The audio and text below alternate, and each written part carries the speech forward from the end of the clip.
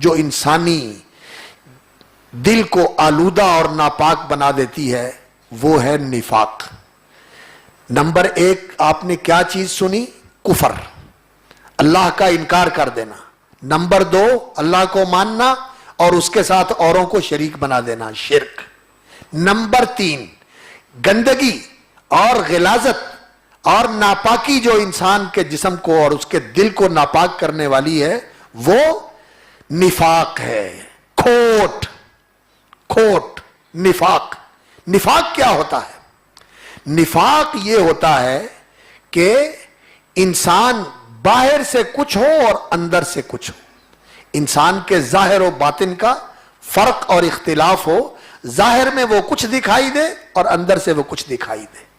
اور یہ 2 طرح کا ہوتا ہے، ایک نفاق ہوتا ہے عقیدے کا اور ایک نفاق ہوتا ہے عمل کا۔ جو عقیدے کا نفاق ہے یہ بہت بڑی گندگی ہے، یہ ایسی گندگی ہے جو انسان کے جسم کو سب کو ناپاک بنا دیتی ہے اور اسے کافروں جیسا ہی بنا دیتی ہے۔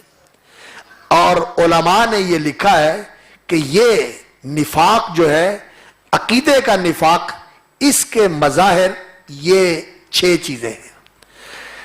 اور یہاں یہ بات نوٹ کریں کہ کفر اور شرک ان کا تعلق ہے اللہ رب العزت کی ذات کے ساتھ، اور نفاق کا تعلق ہے رسول اکرم صلی اللہ علیہ وسلم کی ذات کے ساتھ۔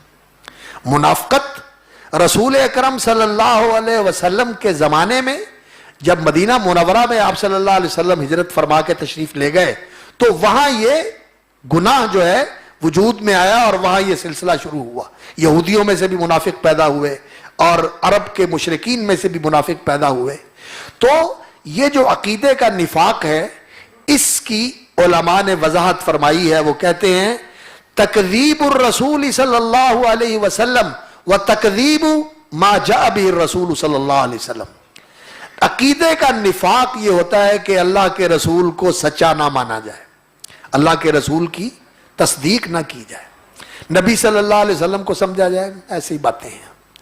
فلسفیوں کے اندر ایسے لوگ ہیں فلاسفر جو کہتے ہیں کہ یہ باتیں کوئی اللہ کی طرف سے نہیں ہے، بس یہ لوگوں کو سمجھانے کے لیے اور ان کو درست کرنے کے لیے کہی گئی ہیں، باقی ان کی حقیقت کوئی نہیں۔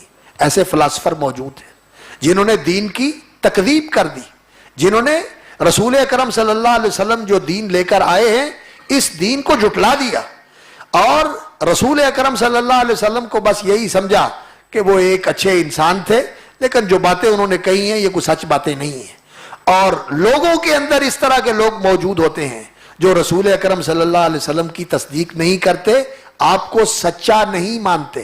تو نبی صلی اللہ علیہ وسلم کو نعوذ باللہ جھوٹا سمجھنا اور جو بات اللہ کے رسول صلی اللہ علیہ وسلم نے بیان فرمائی ہے، جو دین کے حقائق بیان فرمائے ہیں، ان کو جھوٹ جاننا، یہ اللہ کے رسول کی تکذیب اور جس دین کو اللہ کے رسول لے کے آئے ہیں اس دین کو جھٹلانا، یہ نفاق ہے۔